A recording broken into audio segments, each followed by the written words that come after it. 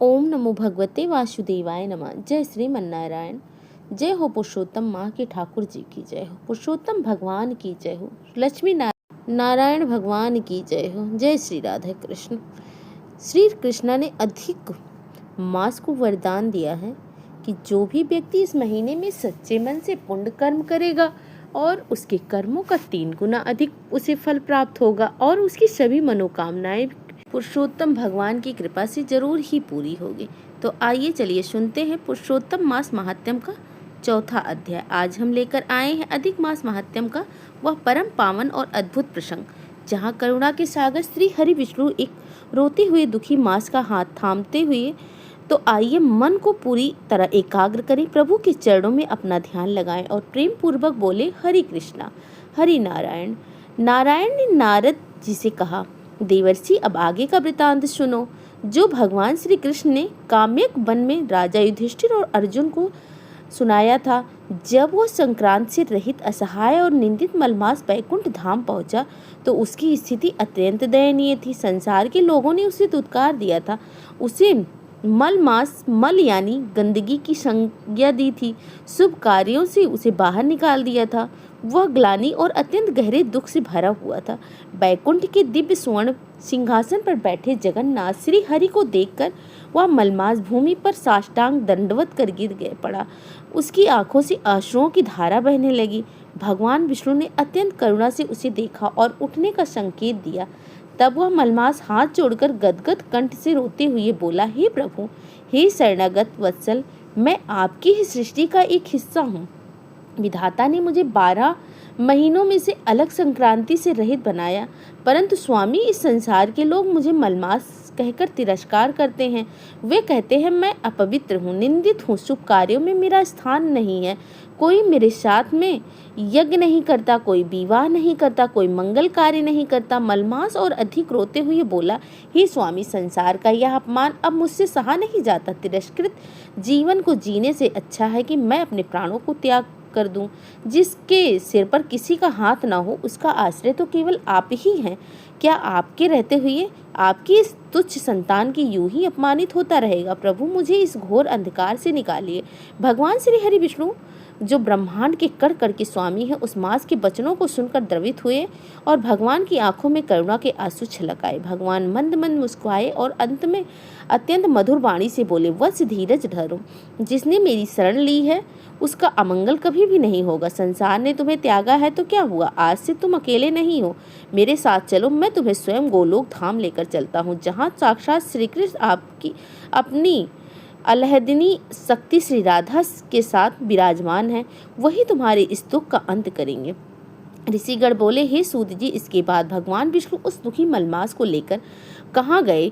वहाँ गोलोक में क्या हुआ वह हमें विस्तार से बतलाइए। सूत जी बोले, श्रेष्ठ ब्राह्मणों, नारायण ने नारद जी को कथा सुनाई, उसे ध्यान पूर्वक सुनो। नारायण बोले, नारद, भगवान विष्णु ने उस मलमास का हाथ पकड़ा जैसे कोई पिता अपने रोते हुए बालक का हाथ थामता हो। दिव्य लोक गोलोक पहुंचे। वहाँ गोलोक धाम में तेजोमय है, साक्षात दिव्य कल्प वृक्ष, जहाँ भी की भूमि चिंतामणि रत्नों से जड़ित है। वहाँ कोटि के कामधेनु गाय विचरण कर रही थी। उस परम दिव्य गोलोक मध्य में करोड़ों सूर्यों के समान प्रकाशमान सिंहासन पर भगवान श्री कृष्ण विराजमान थे। उनके बाम अंग में साक्षात जगत जननी श्री राधा जी सुशोभित थी। चारों ओर गोपिका प्रभु की स्तुति कर रहे थे। जब भगवान विष्णु वहां पहुंचे तो स्वयं गोलोक के अधिपति श्री कृष्ण खड़े हो गए। दोनों महाप्रभुओं ने एक दूसरे के आदर सत्कार किया। तब भगवान श्री कृष्ण ने मुस्कुराकर पूछे, बैकुंठनाथ, आज आपके आगमन का क्या कारण है? आपके साथ यह अत्यंत दुखी, कांतिहीन और रोता हुआ पुरुष कौन है?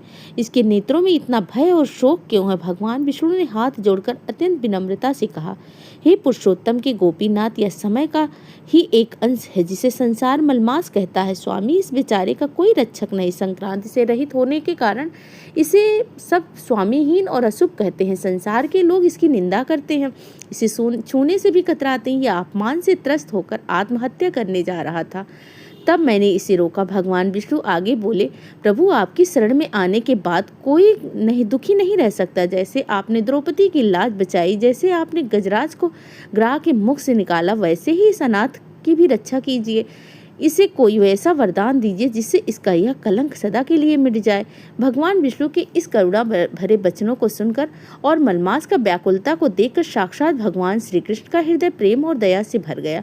भगवान श्री कृष्ण अत्यंत गंभीर और दिव्य स्वर में बोले, बैकुंठनाथ, आपने इसका हाथ थामा है तो इसकी चिंता अब मेरी है। सुनो, आज मैं इस लोक के सामने एक महान घोषणा करता हूँ। जिस प्रकार इस संसार में मैं सभी जीवों में, सभी तत्वों में पुरुषोत्तम यानी सर्वश्रेष्ठ माना जाता हूँ, उसी प्रकार आज से मैं इस मास को अपना स्वयं का नाम देता हूँ।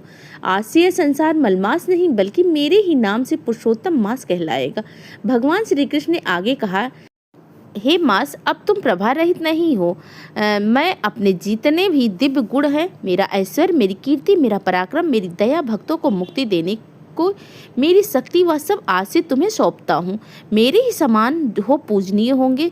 जो 12 महीने हैं उनके स्वामी अलग अलग देवता हैं, जैसे सूर्य, इंद्र आदि, परंतु इस 13वें मास का स्वामी स्वयं मैं हूँ, यानी साक्षात पुरुषोत्तम हूँ। भगवान श्री कृष्ण ने वरदान देते हुए कहा, जो मनुष्य अन्य महीनों में वर्षों तक तपस्या करके भी मुझे प्राप्त नहीं कर पाता, वह इस पुरुषोत्तम मास में केवल मेरी कथा सुनकर, दीपदान कर और नाम जप करके ही आसानी से पा जाएगा। इस महीने में किए गए हर छोटे पुण्य का फल करोड़ों गुना अधिक होकर मिलेगा। जो तुम्हारा तिरस्कार करेगा वे नरक की गामी होंगे, और जो तुम्हारा आदर करेंगे वे सीधे मेरे परमधाम गोलोक को आएंगे। अद्भुत वरदान सुनकर उस मास का मुख करोड़ों चंद्रमाओं के समान खिल उठा। उसका सारा अंधकार, सारा दुख क्षण भर में गायब हो गया। वह दिव्य तेज से चमकने लगा। उसने भगवान श्री कृष्ण और राधा रानी के चरणों में बारंबार प्रणाम किया।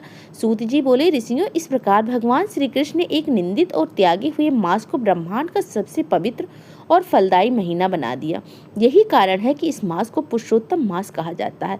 कथा को आगे बढ़ाते हुए महर्षि वाल्मीकि ने राजा दृढ़धनवा से कहा, हे राजन, जब भगवान श्री कृष्ण यह सब कह रहे थे तब देवर्षि नारद ने एक अत्यंत सुंदर शंका प्रकट की। नारद जी ने पूछा, हे प्रभु, जो मास मूल रूप से संक्रांति से विहीन होने के कारण मल यानी अशुद्ध माना गया है, वह अचानक इतना पावन कैसे हो गया?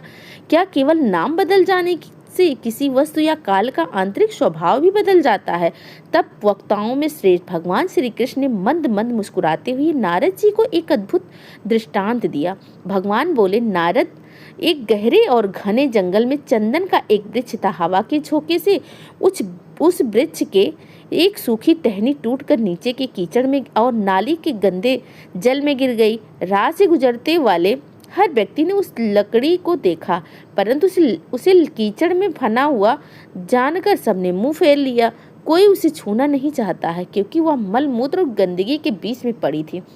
भगवान आगे बोले, तभी वहां से एक परम भक्त और संत गुजरे। उनकी दृष्टि उस कीचड़ में पड़ी लकड़ी पर गई। संत ने अपनी दिव्य दृष्टि से पहचान लिया कि भले ही यह ऊपर से कीचड़ से ढकी है, परंतु इसके भीतर साक्षात चंदन का वास है।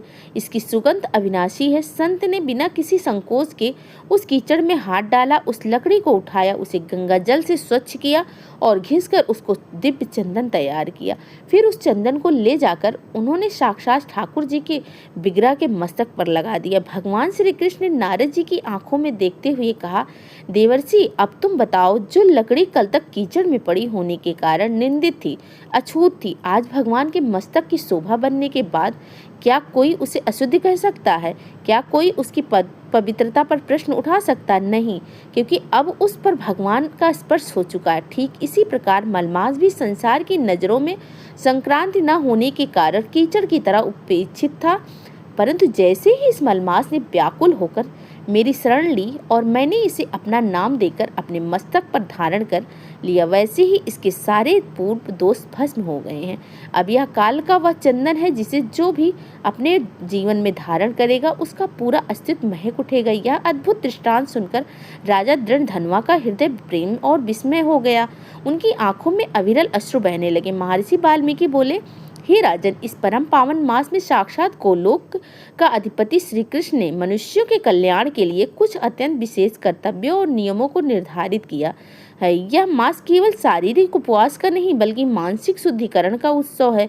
इस मास में प्रत्येक मनुष्य को इन कर्तव्यों का पालन अवश्य करना चाहिए। वाणी का तप और मौन और मधुर वचन। इस मास में झूठ बोलना, किसी के पीठ पीछे निंदा करना, चुगली करना, और क्रोध में आकर अपशब्द कहना कोटि गुना पाप के भागी बनाता है। इसीलिए जितना हो सके कम बोलें, जब भी बोले मधुर और कृष्ण का नाम ही बोले।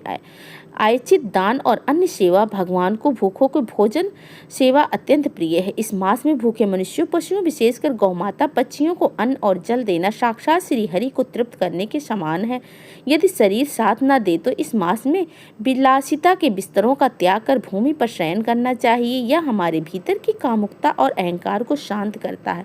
दीपदान का विशेष महत्व है। इस मास में संध्या के समय किसी पवित्र नदी के तट पर, मंदिर में या घर में तुलसी जी के सम्मुख गाय के घी का दीपक अवश्य जलाएं। यह दीपक आपके जीवन के जन जन्मांतर के अंधकार को नष्ट कर देता है।